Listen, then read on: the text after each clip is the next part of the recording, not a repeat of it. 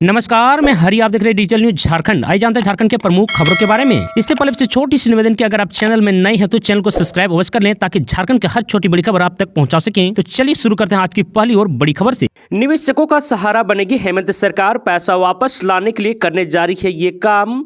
जी हां, झारखंड सरकार राज्य में सहारा समूह के निवेशकों का सहारा बनेगी। राज्य में सहारा निवेशकों को उनकी गाड़ी कमाई के पैसे वापस दिलाने के लिए सरकार ने कमर कस ली है। बता दो, इसके लिए हाल ही में संपन्न विधानसभा के बजट सत्र में जोरों शोरों से बातें उठी थी। सरकार ने कार्यवाही का भरोसा दिलाया था। अब राज्य सरकार इस दिशा में आगे बढ़ रही है। बता दो कि निवेशकों को राहत देने के लिए सरकार एक आयोग का गठन करेगी। इसका प्रस्ताव तैयार कर लिया गया है। इस पर विभिन्न आवश्यक विभागों की सहमति और कानून विशेषज्ञों की मंजूरी मिलने के बाद मंत्रिपरिषद के विचाररत प्रस्तुत किया जाएगा। आपको बता दूं, उल्लेख है कि राज्य में सहारा समूह के 50 लाख से अधिक निवेशक हैं और इनका करोड़ों रुपए फंसा हुआ है। आयोग के जरिए निवेशकों को राहत पहुंचाने की कोशिश की जाएगी। बता दूं कि उल्लेखनीय है कि पिछले वर्ष संपन्न विधानसभा चुनाव में भी सत्तारूढ़ झारखंड मुक्ति मोर्चा ने इस मुद्दे को प्रमुखता से उछाला था। आपको बता दूं कि मोर्चा ने सत्ता में आने पर इस दिशा में कार्यवाही का भरोसा दिलाया था। आयोग के गठन की प्रक्रिया इसी काबियात का एक महत्वपूर्ण हिस्सा है। और वहीं आगे अब आयोग का सचिव राज्य सरकार के सचिव स्तर के अधिकारी होंगे। एक नियत समय में आयोग अपनी रिपोर्ट राज्य सरकार को प्रस्तुत करेगी। आयोग सहारा समूह में निवेशकों के निवेश से संबंधित दस्तावेज जुटाएगी। इससे ऐसे निवेशकों को मदद मिलेगी जिनके पैसे की वापसी का दावा रिफंड पोर्टल से खारिज हो चुका है। पत्नी कल्पना सोरेन और अधिकारियों की टीम के साथ 3 देशों के दौरे पर जाएंगे मुख्यमंत्री हेमंत सोरेन। जी हां, मुख्यमंत्री हेमंत सोरेन 3 देशों के दौरे पर जाएंगे। उनके साथ पत्नी कल्पना सोरेन के अलावा कुल 8 लोगों की टीम होंगी। उसमें नगर विकास एवं आवास मंत्री सुदीप कुमार सोनू के अलावा मुख्य सचिव अलका तिवारी, मुख्यमंत्री के अपर मुख्य सचिव अविनाश कुमार, उद्योग सचिव आरवार राजकमल, उद्योग निर्देशक सुशांत गौरव अन्य शामिल है। मुख्यमंत्री के नेतृत्व में उच्च स्तरीय टीम पुर्तगाल, स्वीडन और स्पेन का दौरा करेंगी। बता दूं कि झारखंड में पूंजी निवेशक के लिए वहां की सरकार उद्योग जगत की हस्तियों व संस्थापकों के साथ बातचीत करेंगी।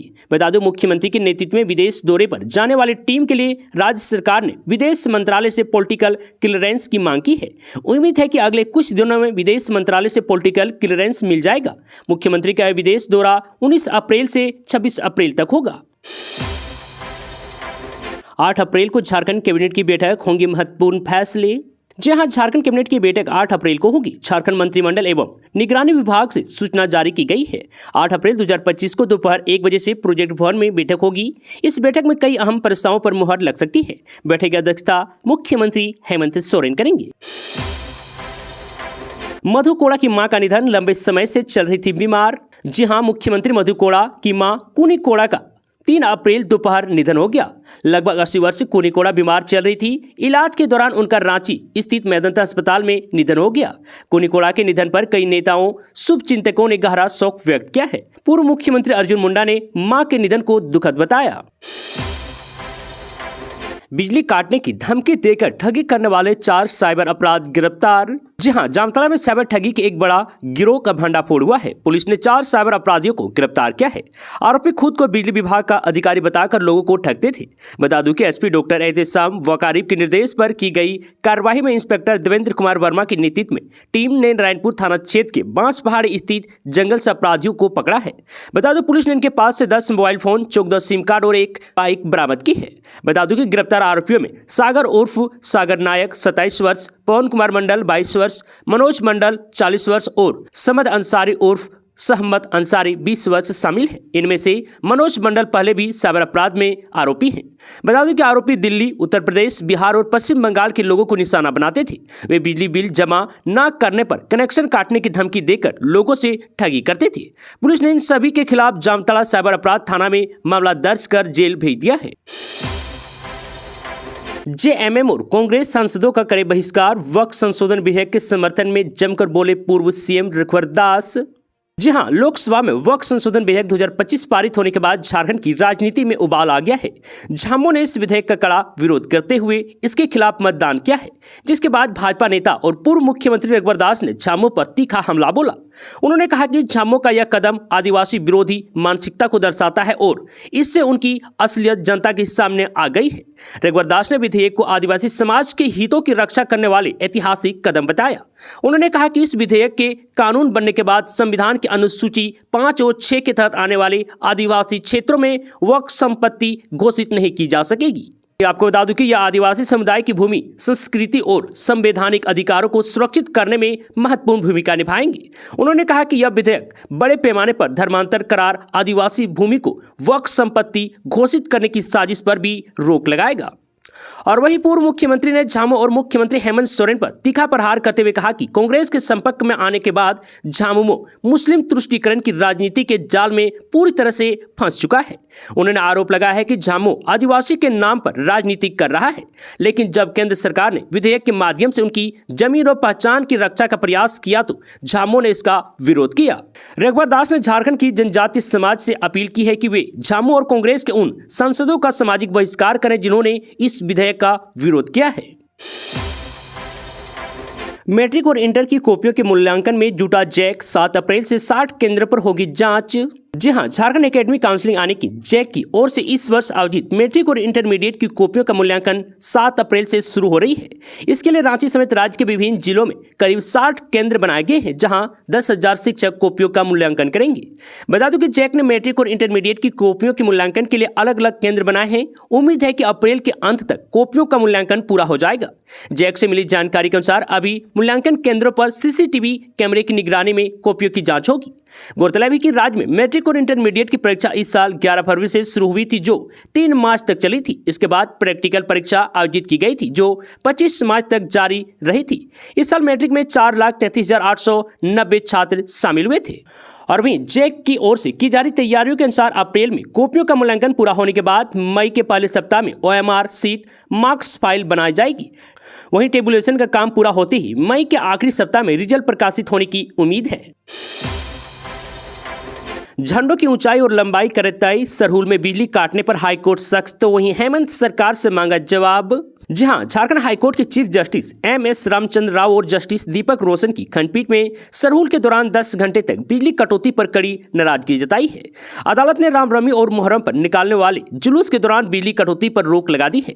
अदालत ने ऐसे मौके पर जुलूस निकालने के लिए अनुमति दिए जाने के समय झंडों की लंबाई और चौड़ाई को निर्धारित करने को कहा है, ताकि झंडे बिजली की तार के संपर्क में न आए। अदालत ने सरकार को ऐसी व्यवस्था तत्काल लागू करने का निर्देश दिया है। अदालत ने मामले में सरकार और झारखंड बिजली वितरण निगम में जवाब मांगा है। अदालत ने जुलूस के दौरान झंडा को लेकर एक SOP बनाने का भी निर्देश दिया है। और वहीं मामले में अगली सुनवाई अब 9 अप्रैल को होगी। सुनवाई के दौरान अदालत ने कहा कि बिजली आपूर्ति एक आवश्यक सेवा है। गर्मी का मौसम शुरू हो चुका है, ऐसे में बिजली आपूर्ति बंद किए जाने से शहर के लोगों पर ज्यादा असर पड़ता है। और वहीं अब अदालत ने जुलूस में लाए जा सकने वाले डंडों, झंडों की ऊंचाई और लंबाई तत्काल तय करने और जुलूसों निकालने वालों को आयोजकों को तुरंत सूचित करने के साथ साथ इसका पालन सुनिश्चित करने का निर्देश दिया है। और वहीं अब झारखंड बिजली वितरण निगम को सरहुल की तरह भविष्य में बिजली नहीं काटने का निर्देश दिया है। जब तक मौसम अत्यधिक खराब ना हो और कोई आपात स्थिति न आ जाए, तब तक बिजली नहीं काटे जा सकते हैं।